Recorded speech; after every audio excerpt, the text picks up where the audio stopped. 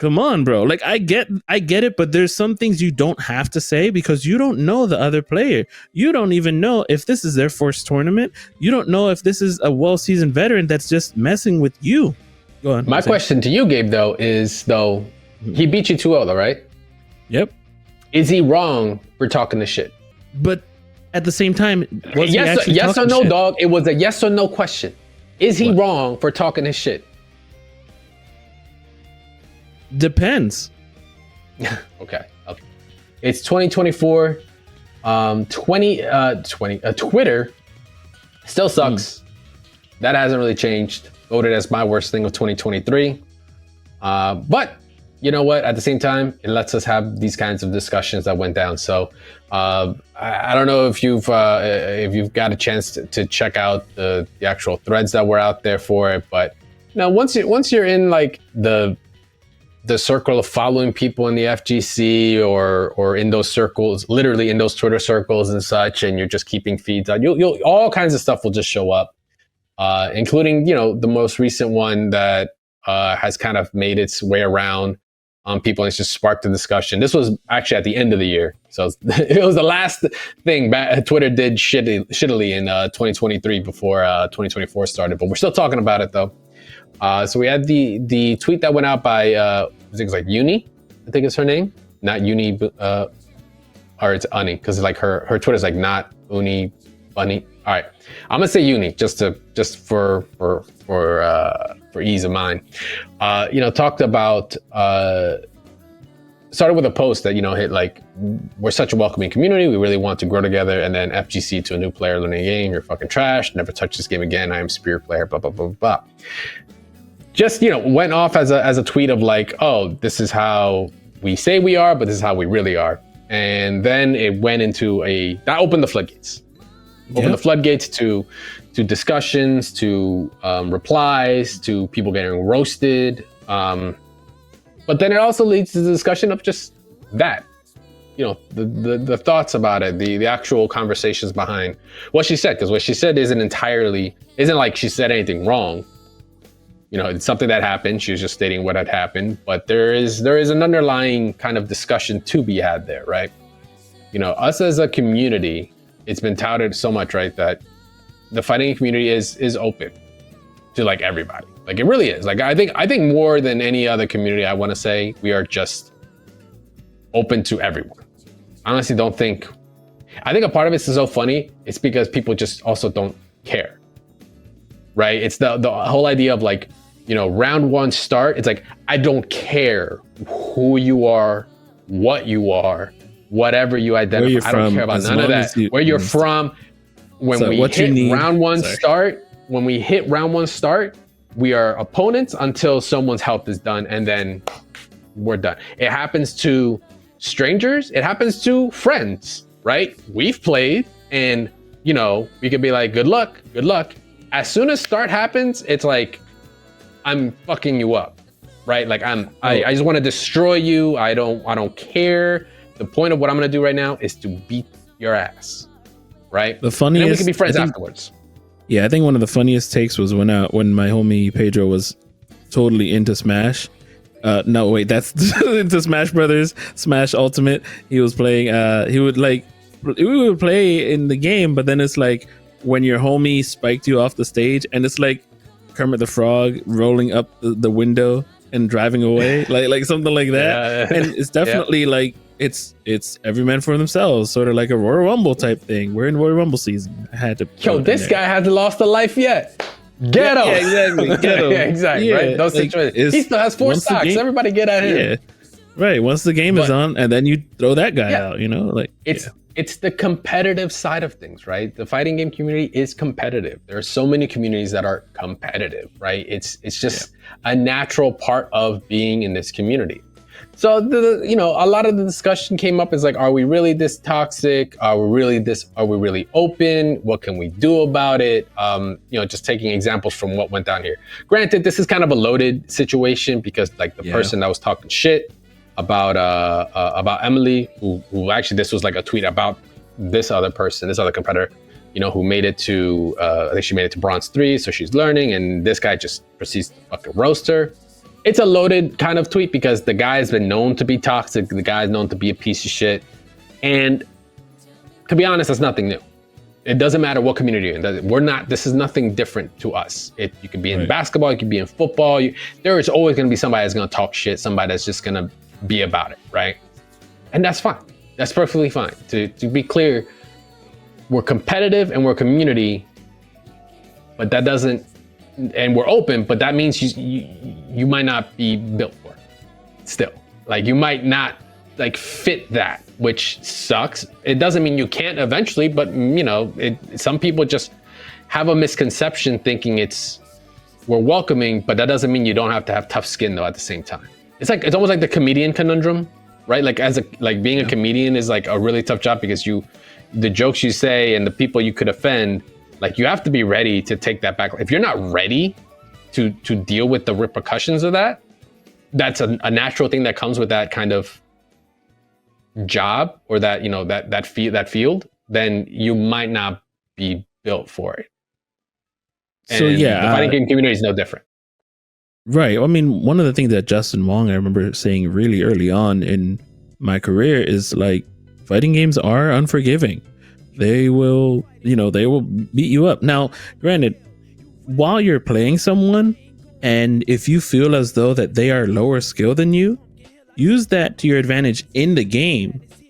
And for me, I don't use that on someone later on unless they're asking me for pointers after I've won. You know, so that happens in Marvel a lot for me. I've been playing the game for 12, 13 years, and I'm still playing people that are newer to the game. Granted, and then when I'm done on Discord, they'll be like, "Oh my god, I can't stand scroll," or they'll be like, "Oh man, I almost had that. I was so nervous." I'm like, "Yeah, I know. You know, these things happen. Just, you know, make sure you make every hit count, and you know, just follow up with that. And the more repetitive you get, the better you get. Like, those are things that you can say. Not like, for example, I played someone in Street Fighter 6 last week in Casa Bunch's tournament. It's a ladder style tournament. So you just have to click start match, and then it finds you an opponent and you play. So I played an opponent, and he's a master Ken. All he did was drive rush and hit low or do whatever, rinse repeat. I'm just like, man, I'm not finding a way to actually open him up or to block it or to this or to that. And he beats me 2-0. Great. You know what? I'm learning Chun-Li again. I'm only on Diamond 1. And he says, "You'll get to master soon."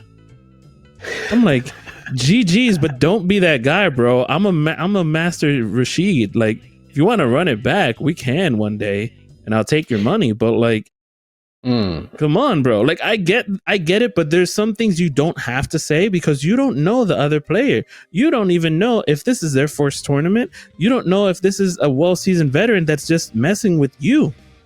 You know, like, go on. My question to you, Gabe, though, is he beat you 2-0, though, right? Yep. Is he wrong for talking this shit?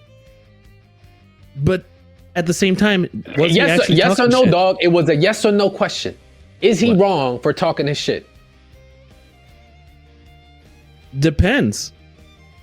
Okay, I'll take that. It does depend, because if I say yes, I'll be like, well, technically no, because I don't know his intention. He could also be trying to like make me feel better because he whipped my behind, or he could also be chastising me or talking down to me, as if like, you'll do it one day, and like as if like I'm a scrub or a noob, which I could be a scrub or a noob, but also I do have another master character, which who knows if I got carried by the character or not.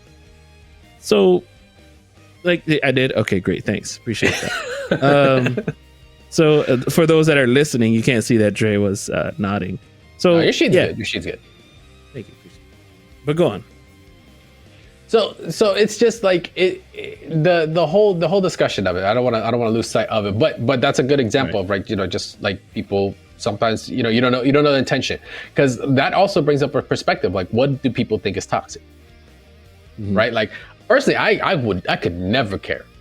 I could honestly never care. Like, I lose. I win. That's what's up. That's it. That's all that really matters. But I'm thinking of it competitive. That's it. That's all. I don't care it in any other way they could talk shit all they want, and I have definitely been in a situation where people have talked shit afterwards, and all you can do is what, do the, get up, wrap your stick, do whatever. You gotta hit them with the, like, yo, I lost. Like, it is what it is, right? Like, and that's fine. But that's some people can take that and be like, that's my fuel to then come back, right? Exactly.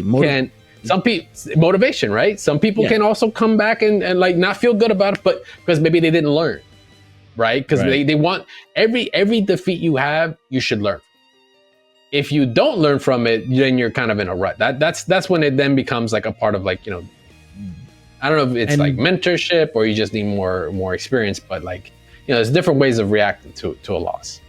And that's what I feel is most important about losing in fighting games, is also not making up what you think someone is thinking about you, even from in the game. Like if someone's disrespecting you in the game, like just not blocking, knowing that you're gonna just like tapping down a bunch of times. Well, that's tactical crouching.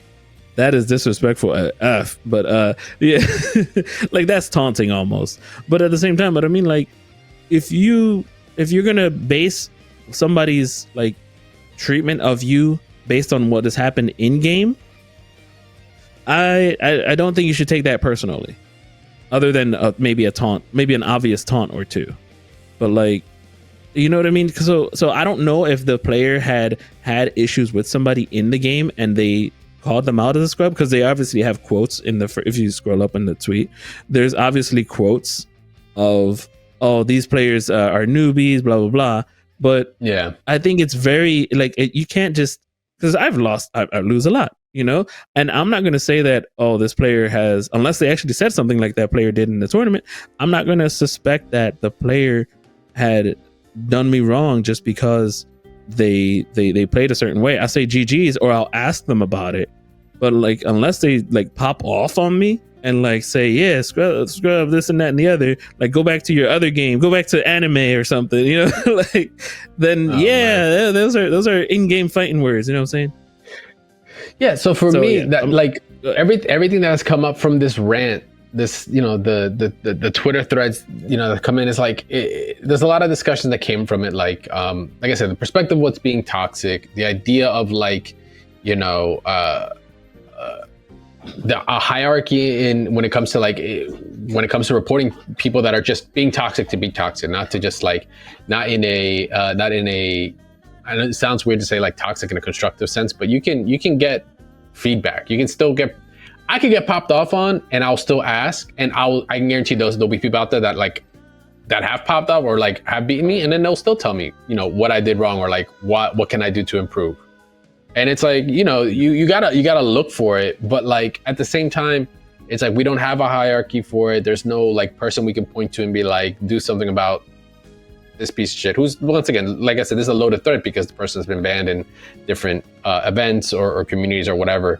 But like, where do we strike that balance when it comes to? Because a part of me is like, I get it because it's competitive, right? This guy could be master, all characters, whatever. Talk. And can talk shit like, yo, even though technically masters don't mean nothing, right? I'm just making an example. I want to be clear. Master rank does not mean shit. Don't mean Nathans in the world of competition. All right, you could get it with a fucking like 20. You can get it at the 25% win rate, and you'd still get master. It's really bad. The system sucks. But anyway, the idea is like that you have, having the accolades to show that there is some skill to you that you could say that you are better in some way, shape, or form.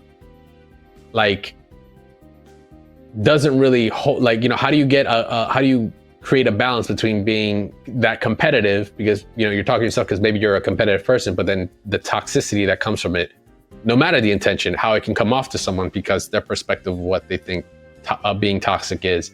Like, how do you find that balance? That's the part where like we tend to be at a weird spot at, because it's almost like you take grassroots and you'll think the crazy pop-offs we've had, whether it's been in pools, whose bitch this is, fucking, finals, whatever. Like, I'm talking about all those examples, right? Like I'm just saying though, like the pop-offs, right? All those examples of like, just, it's out of competitiveness, right? But then, and like, say like in the esports side of things where it's like super clean cut, like golf is like, yes, Thank you for the match. Appreciate it. Right. There's no, like, where's the energy? Where's the, like, the FGC is like built on that. So it's like, you don't want to come off as toxic, but you're competitive anyway. So, you know, there's nothing wrong with talking shit, but it's like, it's so weird because it skews in so many different kind of like angles, at least in my eyes. That's like how I'm interpreting it. Excuse me. Words are hard. But you know, the thread was interesting, and it's just like I said, it's caused that kind of discussion, and that's really what the question that I've kind of asked myself or really came up with from it is like, how do we achieve that? Or rather, this is the question I want to ask you guys: is like, how can the fighting game community strike a balance between competitiveness and fostering a welcoming, inclusive atmosphere, right? Because you want to be competitive, but you don't also want to, you don't want to scare people off from, because you need the new blood to come in. And yeah, sure, you could just say like, oh, well, you just need the same kind of people that got the thick skin or like you. I'm like, that's fine. But the idea is that you can get anybody to come in and try. But, that's where the gray area comes in. Once again, are you built for it? Are you built like that? Even if it is open and even if it is competitive and we want people in, you might not be about that life. That just might be the truth about it. That's not the answer to everything, but it's just, like I said, that's the question that has come out of it. And that's the question I want to ask you guys here, the listeners, you guys that are watching here, and you guys that might be seeing this clip on YouTube, on Twitter, on Twitch, wherever it may